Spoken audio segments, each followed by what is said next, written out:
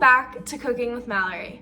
Today we are going to be making a 3-cheese baked ziti mac and cheese. I'm super excited.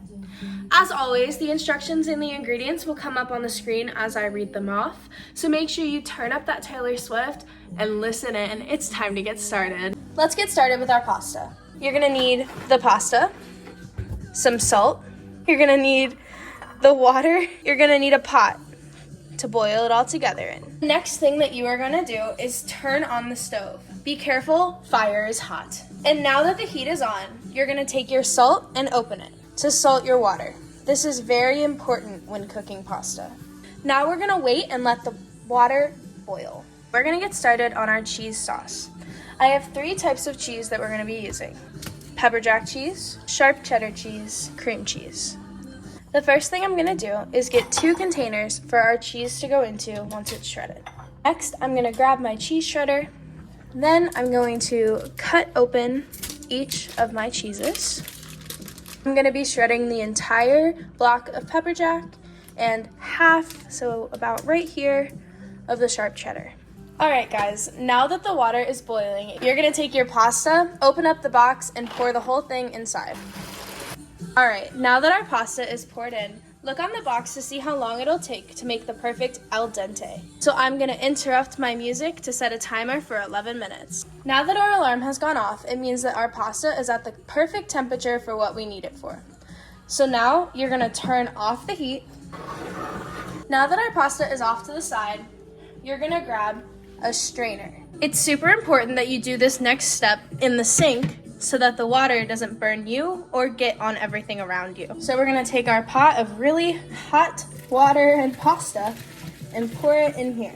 Now we're gonna give the pasta a good shake, and then we're just gonna leave it here until we're done shredding our cheese. Now it's time to actually make our cheese sauce. You're gonna need a large, low-set pan, 2 tablespoons of butter, cream cheese, some milk, some gluten-free flour, Kinder's The Blend, and finally, crushed red pepper flakes. As always, I'm gonna be using my holiday little spatula to do the mixing. We're gonna let this pan heat up a little bit, and then we're gonna add our butter and flour.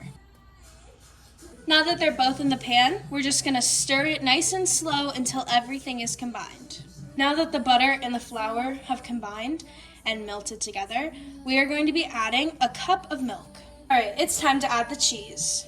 The first cheese we're gonna add is the cream cheese, and then just squeeze it directly in. And then it's time to add our other 2 cheeses. Let's start with the pepper jack. I'm just gonna take handfuls of the pepper jack, sprinkle it all around. Once you have about this much left of your block, set it to the side. We're gonna use it later. Next, we're gonna use our Vermont cheddar. And when we have about this much left, we're gonna set it off to the side. This is the longest part of making our cheese sauce. It's time to stir until everything is combined. Now it's time to add our seasoning. I'm gonna start with my Kinder seasoning.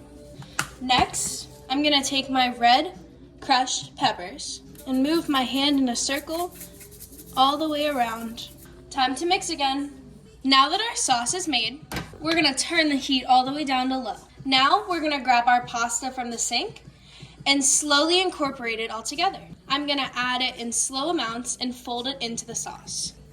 I added about half, and I'm gonna mix it in. Be careful of the pastas that like to jump out. Once you incorporate half the pasta, we are going to set our oven to broil.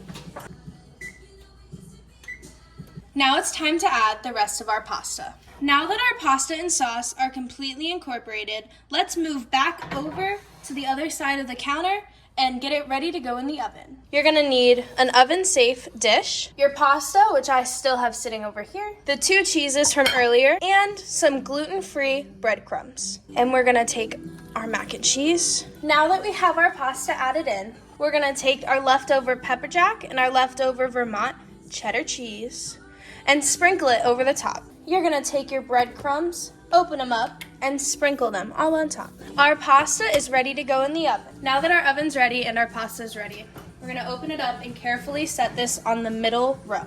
And we're gonna give it 2 Taylor Swift songs. It's time to take out your finished product. And there you have it. Perfect baked mac and cheese. Thank you so much for baking with me today. Look at how beautiful that is. Make sure to like and subscribe and comment down below what you want to see next. Next week, join me while we make our cheesy bacon cheeseburgers.